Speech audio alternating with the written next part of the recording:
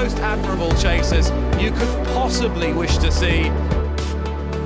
Welcome to the Racehour podcast in association with Bet365, the home of the position payout. I'm Rory Jiwani, and thanks for joining us for our latest weekend preview of the new Jumps season. We'll be looking at 5 races in depth, including the Grade 1 Fighting Fifth Hurdle at Newcastle and the Coral Gold Cup at Newbury. 3 sharp minds will be poring over the cards for us. A warm welcome to racing broadcaster and betting expert Tanya Stevenson, Cheltenham Festival winning jockey Paddy Aspell, and Pat Cooney of Bet365, who has started the season in top form. Absolutely doyen at Ascot last Saturday, took his nap of the weekend tally to 3 out of 3, and we're hoping he can make it 4 on the bounce. A quick explanation of the position payout. This is Bet365's alternative to each-way betting, where you get paid on the position your horse finishes. It's very useful for horses who never quite get their head in front. Essentially, you'll get paid more for a second place than for the place part of an each-way bet. And where there are races with extra each-way places, as is the case certainly in the Coral Gold Cup, the position payout follows suit. So without further ado, we'll look at our first race on Saturday. It's the 2 o'clock at Newcastle. It's the Fighting Fifth Hurdle over 2 miles and a furlong. Billed as the clash between Nicky Henderson's 2023 Champion Hurdle winner, Constitution Hill, and last season's Turner's Novice Chase winner, the New Lion for the Skeltons. Willie Mullins sends over the unbeaten 5-year-old Amsterdam. Plus, there's a reigning champion hurdler, Golden Ace for Jeremy Scott. Kerry Lee's Nameen Lion completes the field of 5. Nicky Henderson already has 9 wins in the race. He won it last year with Sergino. Constitution Hill won in 2023. But he's got the New Lion and Amsterdam. This might be one of the best fighting fifths for a very long time. Let's go to Tanya first. So many questions in this one. The New Lion's currently the 11-8 favourite. Constitution Hill 13-8. Amsterdam 100-30. Golden Ace 22-1. Nemean Lion 80-1. My first 2 questions, because there are a lot, but is the New Lion that good? And is Constitution Hill still the force of old? I think that's the questions that everyone's going to be asking. I think the New Lion is that good, but we have a race of potential greats. As you said, it's the best fighting fifth we've seen for a long, long time, because normally there's one horse that stands out. And as the case for Cornerstone Lad when he beat Boo Dare, where he had that issue at a hurdle, you've got the one horse and it gets beaten, then you get a big shock. This time round, so you'll be having many debates afterwards, I'm sure, with whatever happens here. And I think they breathed a collective sigh of relief when Kerry declared Nemean Lion, because there might be an already thought process that Nemean Lion might make the pace here. Because had Nemean Lion not been there, what would have happened? What would have done? Who would have led? Kerry might say, don't go out and lead, but it would be sensible to believe that Nemean Lion goes out and leads, which is wonderful, and it sets him up an honest pace. The questions you say, is Constitution Hill still as good as he is? Well, that's the question we're all going to ask ourselves, and it takes a little bit of bottle to think whether he is. He is an icon, and sometimes the greatest icons and heroes come back from the greatest defeats. So, and he's had 2 falls and he's finished 5th. The last horse to fall before coming on to win was Irving in 2014. So it can be done, but he was held on, or is still held on high pedestal that we think he might be. And Nicky has confidence, so we should have confidence in Nicky. But we've got the New Lion, and JP McManus loves this race, absolutely loves this race. 6 wins, okay, 5 wins in a dead heat, so 6 wins in the race. So we see the green and gold everywhere. The New Lion drops down in trip, and so has that extra little bit of power to kick on into this race, or does he? And it's what has been, what might be, and what really could be. So the New Lion is what might be, and we really do think he's that good. However, I'm in the Amsterdam camp. I really am in the Amsterdam camp, because I was hoping he'd turn up in the Morgiana, and of course that was left to Lossiemouth. So I think this is one way, a statement of intent by Willie to send Amsterdam here. I thought that a long way out when we lost State Man for the season, I thought, oh, that's lovely. I was rubbing my hands together because I'm thinking, oh, Amsterdam's going to get his chance. But the one issue is that Amsterdam hasn't even gone to Grade 1 yet. He's won very comfortably in Grade 3. He shows a really potent acceleration, but you'd hope he would do. Otherwise, why bother Grade 1? I think he has got the championship potential. He shows that, and Paul Townend hasn't been here since 2016. That was for Kerry Lee, as it happened in the rehearsal race. He hasn't ridden in the big race itself since 2014, when third on Arctic Fire. So it's great to see Paul Townend over here as well. And then we've got to speak about Golden Ace. All we hope to see from Golden Ace is a much, much better improved run from Weatherby.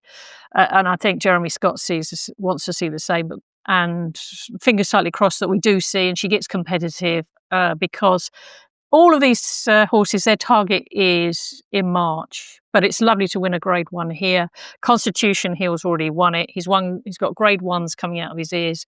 But I'm game on, because if Amsterdam is going to win the champion hurdle, which I hope he is, he's got to beat them today, or he's got to beat them in the fight in fifth. So fair play, Willie. You haven't gone to the Morgiana. You've come here. You're taking on the best. And that's the only way you're going to know how good you are. Wow. So one vote, and a very strong vote for Amsterdam. Paddy, I mean, he's only £2 behind the New Lion on the ratings.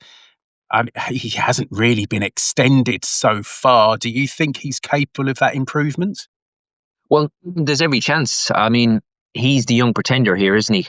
Because he's only a 5-year-old, Amsterdam, and he was very exciting. I think he jumped onto an awful lot of people's radars when he made his debut for the Willie Mullins team. Look, the Limestone Lad hurdle, he was a 1 to 10 poke. It was a bit of a non-event. So you've got to judge him on what he done at Fairyhouse. There's no doubt he's very exciting. But I mean, we're seeing Willie and Paul Townend nowadays so much, they pop out and they make the running with these horses. It would not surprise me at all if they want to let this fella rock and roll. There's an awful lot of guesswork going on here, Rory, because Nicky Henderson has mentioned that he asked Nico if he wanted him to supplement a pacemaker. He said no. On Constitution Hill, do you remember when he took everybody's breath away in this race previously, bounced out and made all the running? And I'm sure, look, maybe as a plan B, the other connections, we're happy to see Newbury and Lion entered and obviously declared here. So, and the thing is, the New Lion, he's dropping back from 2 mile 5 in his last 3 starts. Dan Skelton isn't going to want to trot round here, so I don't think we're going to be lacking a pace. And despite only the 5 runners, we've obviously got the mare Golden Ace down the bottom as well, who's on a real recovery mission after appearing to be very flat at Weatherby on her return. But she does tend to warm up as the season gets going, Golden Ace, so I wouldn't put a complete line through her. But I think Dan Skelton, they know this family very, very well. They obviously knew the race mare as well, Rehearsal. If they're going to drop this fella down from 2 mile 5 down to 2 mile, I think they're going to do it with good reason. They've obviously tightened the screw with this guy because they're going to have to. But the way he's gone through his races and the way Harry has ridden him, we're still a little bit in the unknown as to what he's going to find out when he gets into a proper ding-dong battle. Now, we did find out to a certain extent at Cheltenham last time, and we're just looking earlier that Cheltenham form has already this afternoon had a form boost because Kappa Japike, hasn't he, turned over Salvatore Mundi in the opener at Thurles. So there's an unlikely form boost that we thought we were going to get this afternoon. But I think despite only having 5 runners, I think this is a cracker. I think the Skeltons will have been rubbing their hands when they're hearing this chat from Nicky Henderson about Constitution Hill. Or Nico don't like these padded hurdles. Well, that's music to their ears for me. The New Lion, very interesting how they're going to campaign this horse this year. And I think we're going to find out maybe some new strengths to this fella on Saturday. I can't wait to see it. And I think this is going to be a well-run race, but I'm going to stick with the Skelton horse here, the New Lion. If he is going to be proper champion hurdle material, he's got to be bang there, even if not winning on Saturday. But for me, I think he will. So, one vote for Amsterdam, one vote for the New Lion. Pat, Constitution Hill for you or not? No, not for me, Roy. The two great unknowns for me in this race is which Constitution Hill are we going to get, and Amsterdam. How good is he? I don't know. He's two Grade 3 wins, and now he's into Grade 1. So you keep coming back to the New Line. I know the trip might be a minimum for him, but it is 2 miles one. It is Newcastle. It's quite a galloping track. I think the race is set up for the New Line to sit and let them all get on with it and pounce late. And it would be his main target, I would imagine. So I think the New Line, he would appeal to me as the most likely winner, but I wouldn't be surprised if, say, Amsterdam ran him honourably and finished a close second or third and reversed the form come March time. So I think it's just one of these races where there's such a diverse set of opinions you can have about the race. But I think the horse with more ticks in the boxes is the New Line, and if the race had been over another furlong or more, I think he would have been a strong favourite for this. Constitution Hill, you just simply don't know. That being said, Nicky Henderson has been very confident about how well the horse is mentally and how he's been training at home for a couple of months now, so I'd imagine he'll be fit and ready to roll as well. But I just end up thinking the New Line would appeal to me as the most likely winner, but as a betting medium this race, I'm quite happy to watch this one and have the notebook at the ready. Yeah, Pat, have you seen much money for any of the contenders in this one during the week? Yeah, but it was odd when we had the final decks come through. Constitution Hill was the bigger mover of the two, and as Paddy alluded to, and Tanya there, that the presence of Nemean Line in the race might mean that could be the hare to take you through the first mile in the race. But as things have settled down now, the New Line is back to being favourite, and I think he might just shorten up even more. But fiendishly difficult race this one, and tactically, who knows? If you are constitutional, do you just go straight past the Nemean Line and say, "Catch me if you can"? And how is Harry Skelton going to approach the race? So yeah, it's up for grabs, this race. Well worth watching again and again, I think. Absolutely. A real puzzle, the Fighting Fifth at Newcastle. We move on to the 2:15 at Newbury. This is called the Coral Racing Cup Intermediate Handicap Hurdle, better known as the Jerry Fielden to some of us. Over 2 miles and half a furlong. This race can turn up a champion hurdle prospect. Rock on Ruby in 2011 and Appetante in 2019 won this before going on to win the big one at Cheltenham the following March. This looks pretty open, but Dan Skelton's joint top weight Live Conti is the 11-4 favourite. Emma Lavelle's Indemnity near the bottom of the weights, next best at 4-1. Paddy, what do you make of this one? It's a cracker. I think it's fair for everyone to see there. Big day for Tristan Durrell. He's going to come in for some good so-called spare rides on Saturday, obviously with Harry on duty up at Newcastle. And yeah, Liv Conti, look, handicapper has popped this fella straight in off 1-4-3. They've tied his tongue down as well for his return on Saturday. There could definitely be mileage in him. He's still only a 4-year-old. This fellow have got a few 4-year-olds in the lineup. Give it to Mioje, look good on his return for the Gary Josh Moore team. And this is a course where they do like to have a winner. But the one that I've come down on here is Ollie Murphy's horse, Indevar Blue. I think, Rory, this fella, he's been a bit of a slow burner, because if you look, I mean, in a few weeks' time, this fella is going to be turning 8. And if you've seen him make his return at Leicester last year on heavy ground, he really did look rough and raw round the edges. How Sean Bowen stayed on him. Not so much he was making mistakes, but he was jinking inside the wings of his hurdles. Just a real quirky son of Blue Brazil, this fella. So to me, he looked very raw. He still managed to win on the day. And I think this might be the time to get him. Just fresh. Hopefully, mentally, he has come forward a little bit. I think that mark gives him a little bit of wiggle room of 1-2-6. And he's got to be mentally more grown up for deep water like this on Saturday. But although he's a 7-year-old, he's very, very limited miles on the clock. And I think Ollie Murphy's got a proper one here. I'd say he can't wait to maybe get this fellow over a fence before, but I'd say he just could not resist making a bit of use of that mark this time round of 1-2-6. So if Indevar Blue has grown up mentally and he's on his best behaviour on Saturday, I think Ollie Murphy's got quite a nice one here. Yep, Sean Bowen taking the ride. So that's perhaps a good pointer for backers of Indivar Bleu, I should say. Pat, much money in this one, and anything you like in the Jerry Fielden? Yeah, well, the money horse has definitely been Live Conti for Dan Skelton, as Paddy says there. Tristan Durrell taken a valuable £3 off him, and he was the mover when the final decks came through. But I think you might have touched on something at the start of this preview, Rory, with the champion hurdle winners having won this in the past. In 2019, as you said, Appetante went on to win the champion hurdle 4 months later.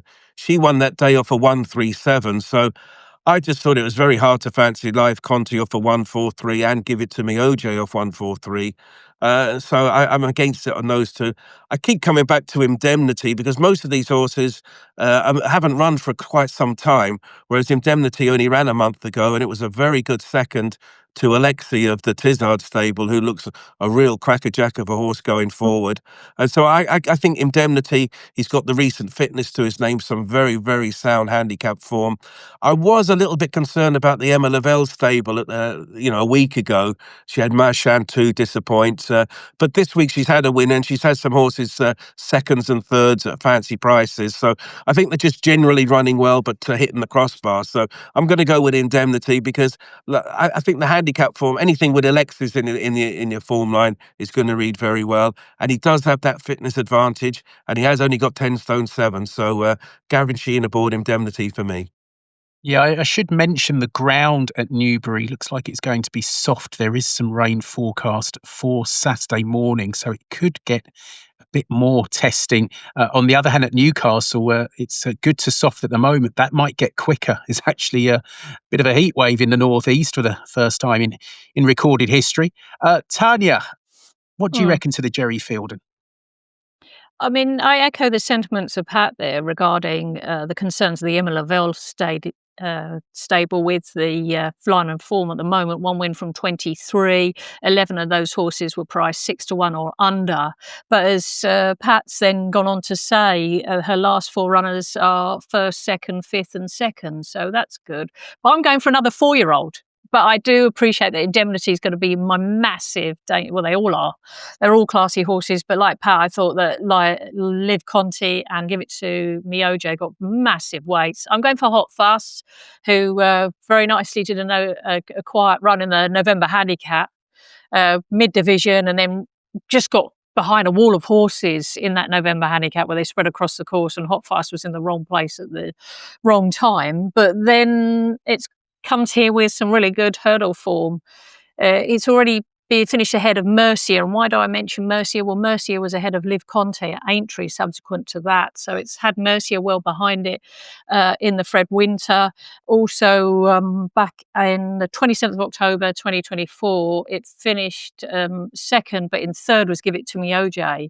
And so Hot Fuss just really clattered the last 2 at Wincanton.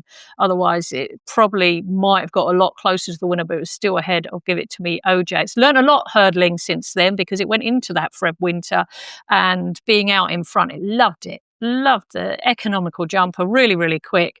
Not a big horse, but I see that it's quite a bit of a value odds Hot Fuss, and maybe it's people looking at the form, seeing 4th and 4th, but and also the fact 11th in November handicap, but it means that it's had a run pretty recently. Yeah. Tom Dascombe would be a big hurdles win for him, this one. But yeah, Hot Fuss currently 12-1, so could be one for each way backers there. That's the Jerry Fielden. We stay at Newbury for perhaps the highlight of the day, certainly from a betting perspective. The 255, the Coral Gold Cup, probably best known as the Hennessy back in the day. It's really top-class handicap chase over 3 miles and 2 furlongs. Who can forget Denman giving lumps of weight away in the field of beating back in 2009? Bobsworth, Many Clouds, Native River among the winners early in the previous decade. Nothing of that class has won it in recent years. And if you're looking at a sort of contender for Grade 1 staying chases down the line, perhaps Ollie Murphy's Resplendent Grey could be the one to take from this. He beat Handstands in the Colin Parker at Carlisle last month, and he's the 6-1 second favourite. The jolly 5-1 is Town, who followed in the hoof prints of Korak Rambler in the Ultimate Chase last season, winning it for Lucinda Russell. She's, of course, been joined by Michael Scudamore up at Milner Thought. That's the 5-1 favourite. We've got 24 runners, and Bet365 are paying 6 places each way. There'll also be 6 places in the position payout. Pat, let's go to you first. Where's the money been going in the build-up, and what's your fancy for the big one? Well, this is quite an interesting market, really. Ever since the weights came out, Town and Resplendent Grey have just headed the market, and nothing's really challenged them to overtake them to be the favourite for the race. But you could look at Town, couldn't you? He did beat 23 rivals when he won at the festival last year, but he did go up 15. I know he can improve further. Resplendent Grey ran our Bet365 Gold Cup at Sandown in April off a 142. He's now 153, and they deserve their hikes in the weight. So I think they've got solid claims to win it, but I couldn't put my hand on the heart and say, they appeal as value for money bets at the moment. But the each way first 6 places is going to be very appealing to an awful lot of people with those two. The money horse has been Highland, would you believe, of Nicky Henderson. And this horse, he didn't do an awful lot first time out this season, but he's got some intriguing lines of form. A Boxing Day, I think it was at Kempton last year, he was second at levels to the Jukebox Man. And he's off a mark of 145 here, Highland. And you could point to him being maybe the best handicapped horse in the race. But so you have to be a bit lenient of his comeback run. But he is one that has moved in the market. I would expect Spanish Harlem of Willie Mullins and Blizzard of Oz to shorten up, because it's not often you can back a Willie Mullins horse at a double figure price. The Changing Man is one for that position payout here, really, isn't it? I think we've all backed this horse at some point in our time, and he's got that run well without winning maybe profile about him, although he is cheek pieces first time. There's been money around Katati Dory, Sam Thomas. All of his horses continue to run well, so he's in the equation. I keep coming back to Victorino, though, of Venetia Williams. We normally associate her being in amongst the winners in November, and I was getting a bit miserable that she hasn't quite hit form, but she had a winner at Uttoxeter a few moments ago, so maybe they are about to hit top form. And if they are, the likes of Victorina, who, by the way, I thought was very unlucky in this race last year when he finished third. He came from an awful long way back, and he ran on well, and that was of a mark of 143. He's £4 higher, so he's got some sort of a chance. So I'm liking Victorino. I think the public might latch on to him. I wish the race was at Ascot, though. He's been at Ascot 5 times and won 4, but Newbury's no problem for him. He might just be the one that might just appeal to people. And if you watch last year's race, you won't see much of him. He's the one flashing home in third, so he'll do for me. First 6 places. So that's Pat's pick, Victorino for Venetia Williams. Tanya, this is always a cracking race. Who's your money brilliant. Everyone's mentioned him already. He's wonderful. It's the big old resplendent grey. When I watched him kept an eye on him in the Colin Parker, I didn't expect him to be so sprightly and ready as he was. He's already won the Bet365 Gold Cup. He's absolutely wonderful, and I think he surprises Ollie Murphy, and I think this race is kind of made for him, and that's why he was in towards the head of the market early stages. You have to be around 7 or 8 years old in this. You have probably to have 7 or 10, between 7 and 10 chase races prior, maybe in the top 6 in the market, but not necessarily the favourite. The favourite, for whatever reason, hopefully it goes well today. You don't have to have had a seasonal debut. That's probably what will help Town, but you probably don't want any more than 1 run prior to this race. You need a run to put you on. So that's put me into pointing me towards Resplendent Grey. Plus the way he runs, he runs like what Victorino did last year. And he won't be in the picture of the telly until, or hopefully arrive in the telly about 2 out. And it's an ideal ride for Sean Bowen, isn't it? And with the place value, well, I'll have to go with Gorgeous Tom because of that place value that's being offered. Oh my goodness me. Gorgeous Tom is like a school child that hands in the homework and there's a couple of silly mistakes, but the horse is absolute class. And that's who Gorgeous Tom is. He'll probably be out in front and he'll make the race wonderful. He's trained by Henry de Bromhead. He's running some classy races, you know. He's running a couple of Grade 1s and really run respectively. So he shouldn't be dismissed. He's a front runner. He's finished 4th to Lecky Watson at the Cheltenham Festival. And he's already had a couple of runs this season. Darragh O'Keefe takes him out, and I bet he's really looking forward to it. But he won't be looking forward to it if a big grey horse comes alongside him. But with these 6 places, when you're out in front, I'll hopefully be breathing a sigh of relief. So Resplendent Grey for me in the 6th place value with Gorgeous Tom. So there we go. I mean, Paddy, I was going to say about, see, Henry de Bromhead. He's got a couple of runners. One of them is Monty Starr, who was 4th in the Cheltenham Gold Cup. 3 runners, is it 4 runners for Willie Mullins? 4. Incredible.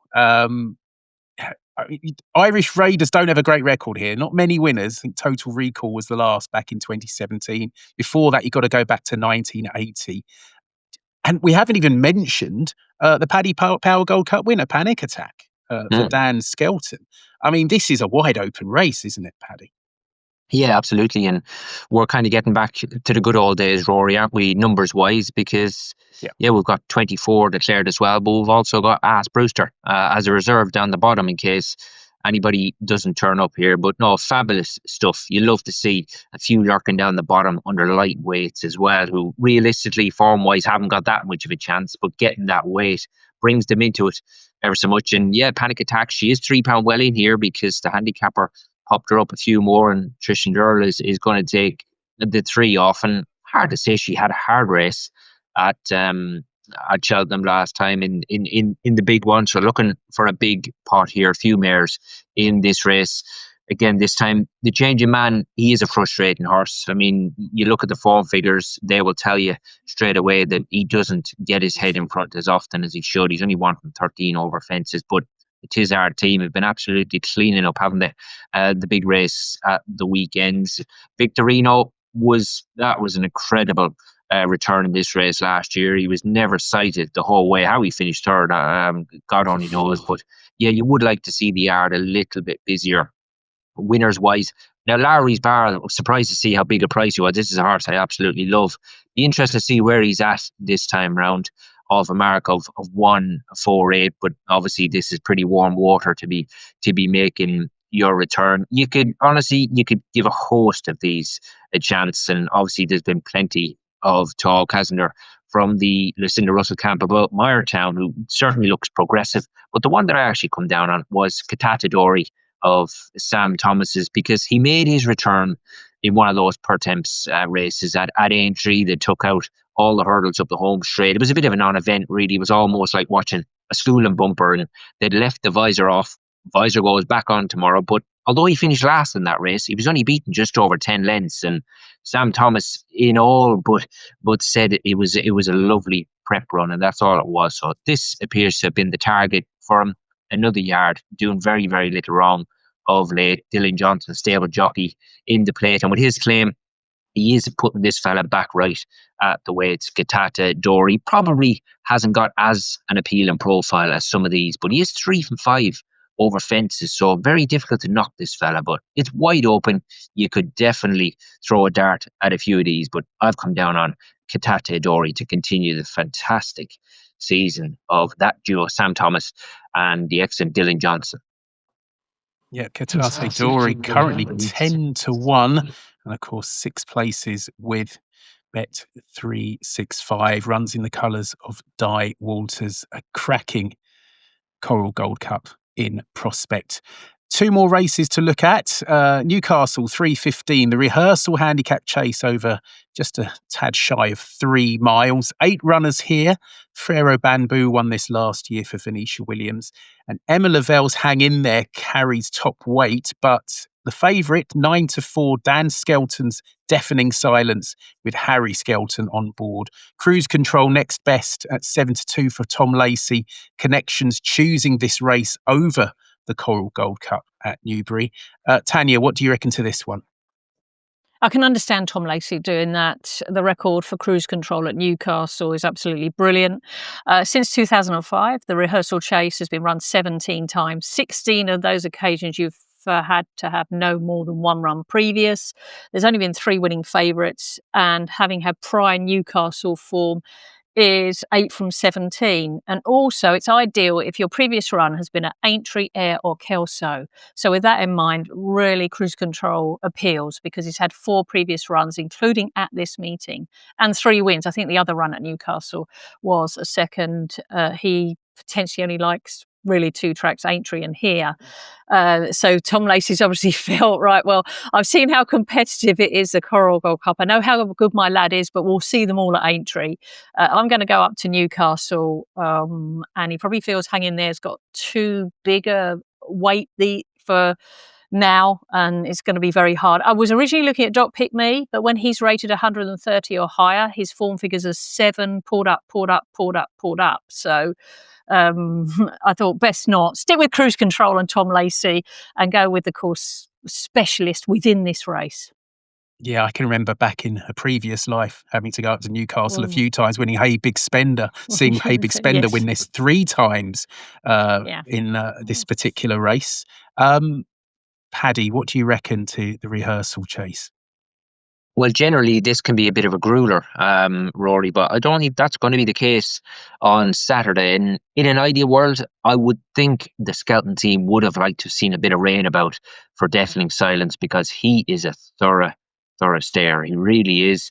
Still quite early days over fences for him. He's only won 1 race, and he's maybe so far underachieved, I would guess, for the Skeletons. And I'd be surprised if they didn't maybe think the same also, but we hang in there declared.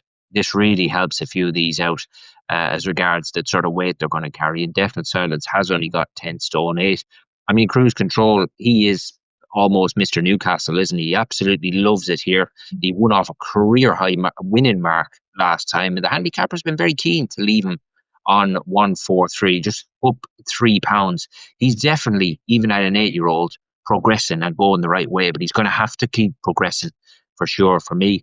Jasmine de Grugy, another horse by a fantastic sire in Masked Marvel, still only a 6-year-old. This fella improved beyond all recognition for Anthony Honeyball last year, and only jumping fences here for the 5th time. And let's not forget Ned Fox and Benicia looking to go back to back in this race. Ferreira Bamboo, how he stayed this trip to win this race last year, I'm still scratching my head a little bit. And they've got hold that thought, who has had a reasonable return run, but I mean, he's thoroughly exposed, this 10-year-old, but he's going to get lumps of weight all around here for a few of these. Despite the rain not arriving, I almost was expecting this Deafening Silence maybe not to be declared, and connections might hang fire and see if some rain would arrive somewhere, but there may be a little bit light on targets off that mark of 132, but I'm going to stick with him because Hanging There has been declared. It's kept him on a lovely racing weight of 10 stone 8 for me. He has so far underachieved over fences, but he's only had the 5 starts, so I don't want to knock this fella too much. But this race over past years has been an absolute grueler, and that's exactly what Deafening Silence is. Thorough stayer, this chap. So he's going to get a bit of pace to aim at here with Confusion and Cruise Control in the lineup. So Deafening Silence for me, and even maybe throughout the afternoon, if some rain did arrive, it will be very, very welcome for this chap. So we've got tips for the first 2 in the market. Pat, are you going to go for something at a price? Well, confusion is very much the key to the race here, really. I'm as confused as most people will be about the race. With Confusion, he ran at Haydock last week in the last race, and he unseated. He was going okay, but it was just far too early to tell. But I do like the fact that he's hard fit, whereas the front two, Deafening Silence and Cruise Control, we've not seen them for over 200 days. But it was just too early for me last time out. I'll go with Tanya here, Cruise Control. Clearly likes it around Newcastle. That's a big plus. And the last time we saw him, he won at Aintree, and he won by 5 lengths, but he only went up 4. So I would imagine Tom Lacey, who is amongst the winners himself, I'm sure they'll be pleased about that. So Deafening Silence, yeah, eventually I'm sure he'll come good, but just a bit of a frustrating horse, but clearly merits his position at the top of the market with the team who have him. But I'll go with Cruise Control with the Newcastle factor, a big thing for me. Yeah, another vote for the second favourite at Newcastle, and Cruise Control expected perhaps to continue his great record at Newcastle. One more race to look at. It's another good handicap at Newbury. It's the catchily named Coral Pipped at the Post Payouts Handicap Chase. They race for the Jim Joel Memorial Trophy. It's over 2 miles and half a furlong. General Medrano won it in the colours of the Elite Racing Club last year for Emma Lavelle, and he's the 3-1 favourite for a repeat. Javert Allen for Jane Williams is 9-2. Dan Skelton's Etalon also near the top of the betting. Paddy, this one looks a little tricky. What do you like here? It is tricky for sure. And I think if you are sat at home on your sofa and you're watching this race on Saturday, don't be too concerned if Anthony McCann's Luminous Light is being tricky down at the start. He's got plenty of previous for being tricky down at the start, but if he does run through the tapes and consent to start, he's a very capable operator. He took a few scalps just 16 days ago. I know this is a relatively quick turnaround, but look at that mark again of 1-2-5. JJ Slevin booked for the ride. He's a very capable horse. He's got his own ideas about life in general, but he's a good performer. General Medrano, he's got the form round here. Etalon, for me, I think the handicapper has this fella just where he needs him, off a mark of 1-2-1, but another gelding who knows his way round here. I thought Diane the Bar was worth a mention, Rory. He's obviously Pauline Robson and her partner Andrew Parker no longer training, so this fella has made the stable switch, still in the same colours, same ownership, should I say, of Eric Elliott. And for a 9-year-old, I mean, only had the 10 starts, this fella, but he's a 50% record over fences. He has gone well fresh in the past, and Nicky would not venture this far down south all that often, I think it's safe to say. And the fact that we've got the 10 runners in there, the book Cobden for the ride, I wouldn't be put off by the fact that he's a 9-year-old, very, very limited miles on the clock. He's making a Caesar return, but he's by Diane out of the good race mare Hollygrove native. I thought if his price held up or even edged out a little bit on the day to 9 or 10-1, I thought he was a cracking each-way bet. Yeah, that is an eye-catching jockey booking there. Harry Cobden riding for Nicky Richards. Pat, what do you reckon to this race? Well, I thought it was interesting. We've got plenty of front runners in the race. Rare Edition has led in the past. Javert Allen has. Doyen de Bar's another one that likes to go forward. I thought the race might set up well for General Medrano. I've gone for an Emma Lavelle horse earlier in the card, so hopefully she'll be in real good form by 3:35. And General Medrano, of course, he won this race last year. The handicap mark is okay, and I think it was a good comeback run at Ascot last time out. Very competitive race. And maybe the race will be set up to suit him from a tactics point of view. But I do take on Paddy on board.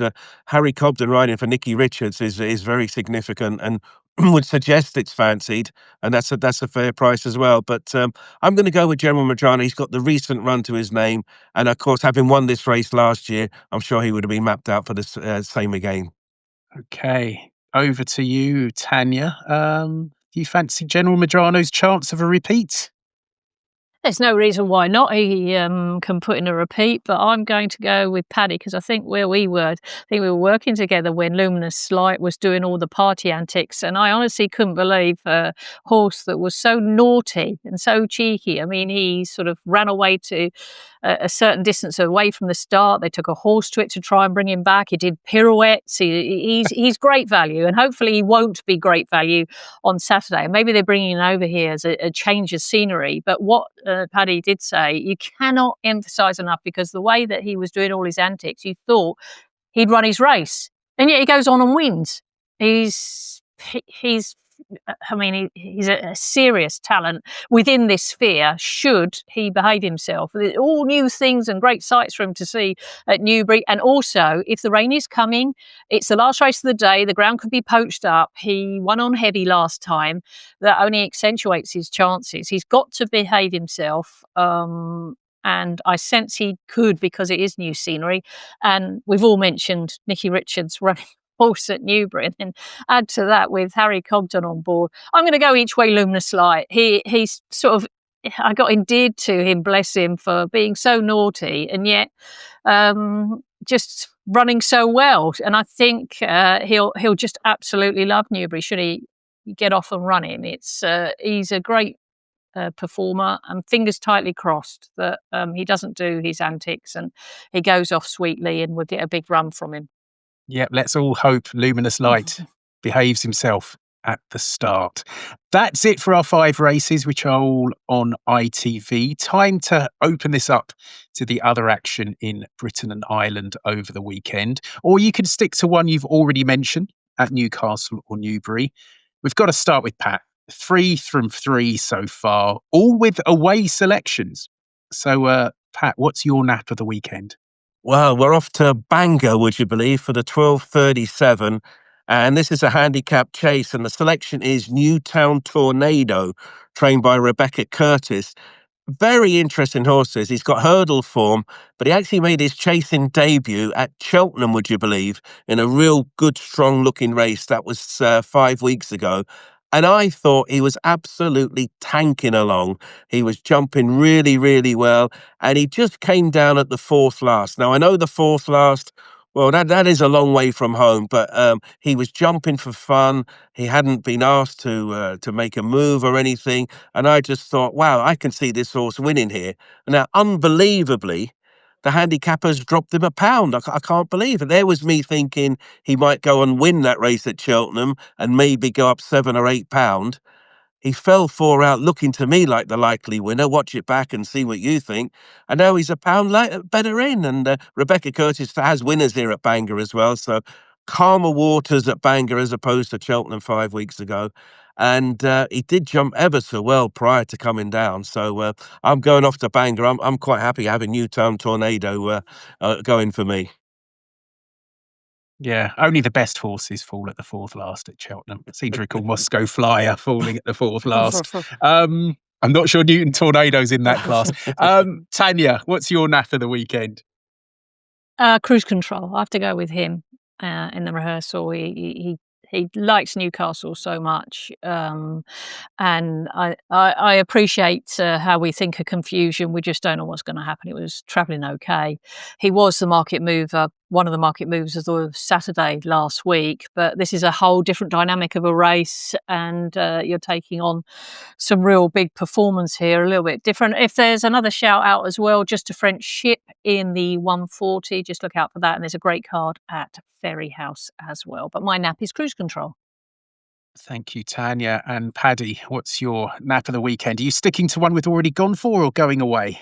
I'm going to stick to my guns, Rory, in the Jerry Fielden. I just think there will be plenty of punters lured into the 4 and 5 year olds here, and they'll possibly just overlook in the Varbla because he's a 7-year-old. But I really liked what I saw last year. I know he was turned over at skimpy odds on his second start, but I think Ollie Murphy's got plenty to work with here, and it's just that handicap marker is really catching my eye returning here. I just hope he's developed and come forward mentally, because there'll be no hiding place over 2 mile around a track like Newbury, but I think there could be mileage in him. And just going forward as well, Rory, at Ayr on Monday, just for any of our listeners or viewers, there was a Nick Alexander horse in the bumper called L'Appel de Large, who makes his debut. This is a Grey Gelding by Great Pretender. And I actually seen this horse do a racecourse gallop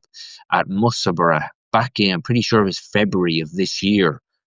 So you would think there's maybe been a little bump in the road, or perhaps, Nick was waiting for some proper winter ground. But I can tell you, he was a real eye catcher at Musselburgh, went round very, very nicely and never came off the bridle that day. So although it looks an okay bumper because there's a couple of Irish entries there, and Gordon Elliott's mare down the bottom, Sound Judgment, was a good winner over only point to point for the Collabo team. But L'Appel de Large, because maybe Nick Alexander wouldn't have that many bumper winners, you're going to get a reasonable price about this chap. So maybe one for the notebook if he's declared to go to the bumper at Ayr on Monday. A tip for Monday at Ayr. You get everything on this show. That's it for this week's Racehour podcast in association with Bet365, the home of the position payout. My thanks to Tanya Stevenson, Paddy Aspell and Pat Cooney. I'm Rory Jiwani. Thanks for your company. Good luck with your bets and see you again next week. Relentless, remorseless, and pounded Cordon Star into submission.